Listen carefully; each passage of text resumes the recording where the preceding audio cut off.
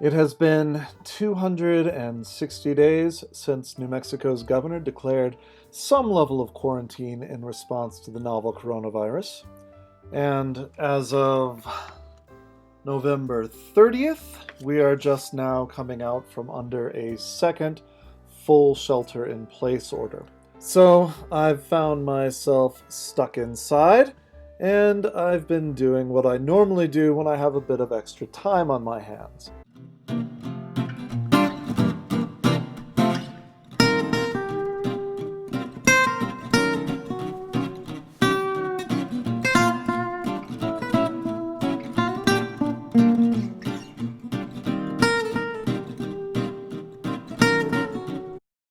Which is digging into New Mexico's history. In this case, the history of the infectious diseases that have cropped up over the centuries to bedevil our poor state. I have to say, it's weirdly sort of comforting to remind myself that dealing with infectious diseases is a mainstay of the human experience, and of course, over the years, disease after disease has been an issue in New Mexico's timeline. It's just a fact of nature, really, that illnesses will emerge and disrupt our lives from time to time. Admittedly, it has been a while since one so thoroughly disrupted our state, our country, our world, although it is maybe the first time we've had to deal with these guys. As long as there have been people in the Southwest, they have been afflicted by illnesses. Unfortunately, there just aren't very good records prior to the arrival of the Spaniards, so I can't really speak with much specificity about that. But hey, once the Spanish arrived, the records get really, really good. On the downside, they didn't just bring their excellent record-keeping abilities, they also brought cholera, typhoid fever, smallpox, and what the hell, just a dash of the Black Plague. And just like in the rest of the Americas, those diseases had an absolutely devastating effect on the indigenous population in the area. To give you an idea of how devastating, we can look at some interesting research by Harvard University archaeologist Matthew Liebman. In 2016, Liebman used LiDAR technology to pinpoint pre-contact settlements in the Jemez Mountains. LiDAR is an acronym for light detection and ranging, and it's basically radar but with lasers, so absolutely awesome. An aircraft shoots down pulses of laser light to scan the ground with a great deal of precision, to the point that they can actually detect really minor changes in elevation that might, say, indicate the presence of an ancient earth-covered foundations of a building in a pre-contact pueblo. Then, once these pre-contact villages are found, a dendrochronologist, which is totally another job that I want, takes samples of the trees that grow over the ruins and determines the age of the trees from their rings. Now, what Liebman found was that most of the oldest trees in these pre-contact settlements sprouted over the ruins in the 1630s and 1640s, suggesting that the villages were abandoned at about that time. That is about 100 years after first contact, which seems like pretty good evidence that the diseases which caused the villages to be abandoned didn't really get going right after the Spaniards and the Pueblos first met, which was one theory that researchers had, but rather when the Spaniards really ramped up their colonization efforts. Harvard researchers estimated that the Jemez area had about 5,000 to 8,000 people living in it before the Great Abandonment. In 1680, the Spanish recorded only 650 people living in the area, all of whom had relocated to one single village, the modern-day Jemez Pueblo, where their descendants still live. Colonizers, man. There's a reason everybody hated them. To be fair, a little bit fair, a teensy bit fair, although the Spanish colonists had a certain degree of immunity to these diseases, they still suffered. And one of the major problems that they faced was a lack of adequate medical supplies. In the early years of Spanish occupation, Franciscan friars would bring up caravans that records show carried 35 pesos worth of medical supplies, which doesn't sound that great, especially when you consider the fact that they were only coming every 3 years. The Franciscans did set up a sort of 17th century rural hospital at San Felipe Pueblo, just north of modern-day Albuquerque, but they were unequipped to deal with the smallpox epidemics that continued to erupt in the territory every decade or so. In 1780, a particularly nasty outbreak began with a flare-up in the Villa de Albuquerque, the original Spanish village that became Albuquerque, when 31 citizens died of the disease. By 1781, smallpox was raging throughout New Mexico, and thousands of Spanish and Puebloans succumbed across the state. In 1804, a Spanish survey recorded that the Villa de Albuquerque had a population of 6,930 people, and just to give you an idea of how pervasive the disease was, only one adult had not had smallpox. And I bet everybody hated that guy. Stupid smallpox-free Bob thinks he's so great. Another issue affecting colonial New Mexico was that water sanitation was more or less non-existent, and most drinking water came from either wells or, more commonly, the local acequia or canal. Sometimes this had some nasty health repercussions, as the water sources could become home to protozoa or other forms of parasites or bacteria. In fact, in 1846, when United States General Kearny's Army of the West invaded New Mexico as part of the Mexican-American War and took over the Villa de Albuquerque, the soldiers quickly came down with debilitating cases of diarrhea, probably from drinking the local water. Another nasty health issue affecting New Mexicans, including the newly arrived Americans, the Spanish, and the Puebloans, was head and body lice. According to historian Mark Simmons' book Spanish Pathways, 1800s New Mexico residents had a pretty effective solution for dealing with body lice, though. They would spread their clothing out over ant mounds. Ants apparently love eating body lice, and they would quickly clean them out of the clothes. Of course, then you had to get the ants out of your pants. As far as the head lice were concerned, the best option was to pick them out by hand, which never really got rid of them completely, so I think people just pretty much had to learn to live with them.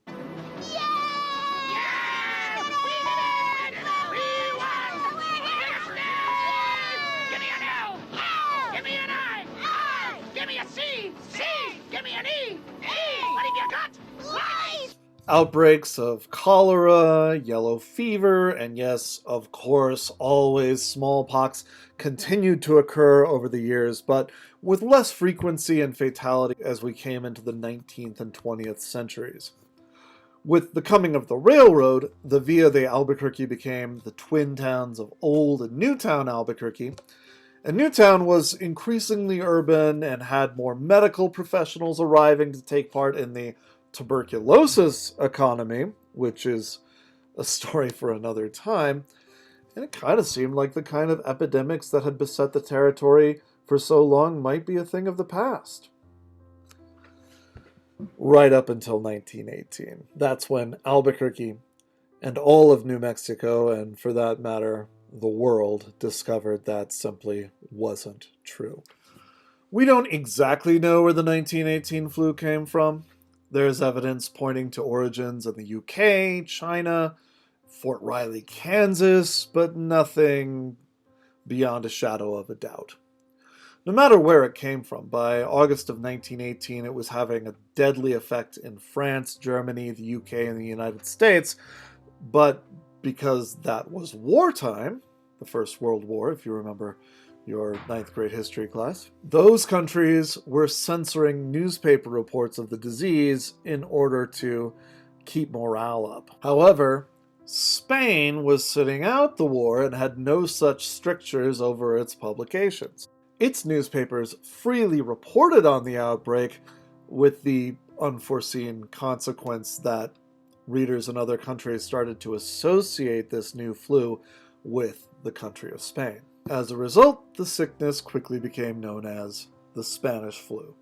An example of this kind of censorship-related minimization that we saw in countries like the US can be found in the September 12, 1918 edition of the Albuquerque Journal, where the author says, "Spanish influenza is short-lived and of practically no serious result."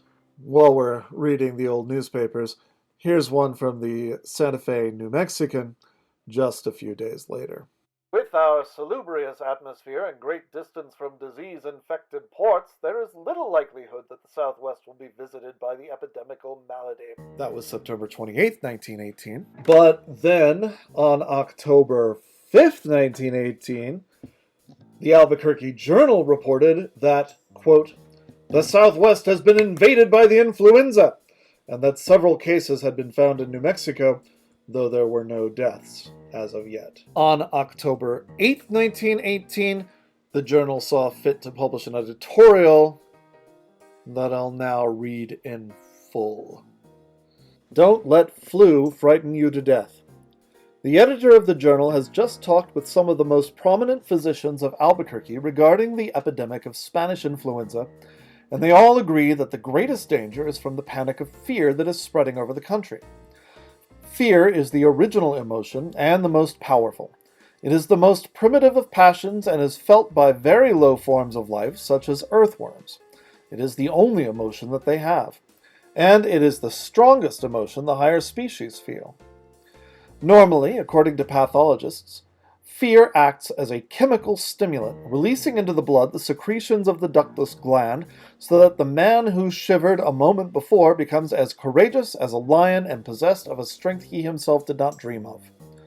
But there is a debasing and demoralizing fear. There is a panic over the whole country, conjured up over the spread of the ailment now designated Spanish influenza. Experts agree that it is nothing more nor less, and that is enough, than the old-fashioned grip. Our ancestors called it break-bone fever. According to the best authorities, the most effective preventives are avoidance of crowds, wash nose and throat with mild antiseptics daily, keep bowels open and liver active but without use of heart depressants, live as much as possible in the open and breathe pure air. Consult your doctor and act on his advice. Otherwise, forget such a thing as Spanish influenza exists. If attacked by the grip, stay in bed until the fever is over, and be careful not to expose yourself to a relapse. That is the best remedy, as your doctor will tell you. Also, act on his advice. But above all, control your fears. Don't take the flu till you actually have it. If you take grip, don't allow yourself to be frightened into your coffin. That is a very common form of suicide. And an ignoble one." The next day, the city experienced its first flu death. On October 11th, city schools were closed, and on the 16th, the city commission banned all public gatherings of any kind. All this should sound very familiar. By the end of the month, the Albuquerque Journal had reported 821 cases of the flu. Although they did not report deaths, the local items section of the paper was full of reporting about individual deaths and families that had lost a loved one. Part of the reason that we don't have great statistics on the toll that influenza took in New Mexico is that there was no state agency at this point that was charged with doing so. And there was a culture of boosterism, where the success of Western cities was touted no matter what was actually going on, and it encouraged newspapers and politicians to minimize anything negative whenever possible. Compounding the lack of state-level leadership for fighting the flu was the fact that many doctors and nurses who normally resided in Albuquerque were currently overseas as part of the war effort. and the ones who remained in the city and the state were quickly overwhelmed. Now, as bad as things got in Albuquerque, they paled in comparison to what was going on in other nearby communities. According to Richard Melzer's 1982 article, A Dark and Terrible Moment, the Spanish flu epidemic of 1918, half of Belén's population was afflicted. Nearby pueblos were reported as, quote, dropping like flies.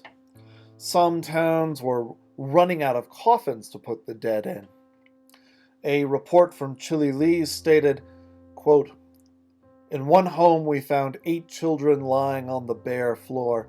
3 of these were dead and the rest were so sick they were entirely helpless. Melzer writes that mass graves were being dug and corpses were left lying above ground. In 1918, the state's total population was something like 350,000. And before the epidemic had run its course, somewhere between 1 and 5,000 people had died of Spanish influenza. Albuquerque actually fared relatively well, in part because of its quick action in enforcing a quarantine. Rural areas in the state had been badly hit, however. The state, which by the way was the only one in the United States that didn't have a Department of Health, had simply been unprepared to deal with this level of illness, and its citizens suffered as a result. This did not go unnoticed by the local newspapers, who began calling for the formation of a Department of Health. In March of 1919, the New Mexico legislature approved the creation of the New Mexico Department of Health with an appropriation of $12,000. And this, of course, is the very state agency that is monitoring the current COVID-19 pandemic today. It's worth noting that our state has earned a fair amount of praise for our proactive response in combating coronavirus, and things like the stay-at-home or shelter-in-place order that we just came out of are seen as instrumental in slowing the spread of COVID-19. I like to think that this means our state has learned from the lessons of the past, and we are going to continue applying them well. Well, except for that part about keeping your bowels open, that was weird. If you dug this look at New Mexico history, do me a personal favor and like this video and subscribe below. This will help let you know when new videos are posted, and it will help other people find this video. And it will give me a little endorphin boost, which will in turn push me to continue making videos in the near future. If you'd like to support this venture financially, you can check out the City on the Edge podcast page below, where you can subscribe and get early access to videos, Patreon-only episodes of the podcast, and the proud warm glow that only comes from supporting a super small-time content creator. Thank you for watching.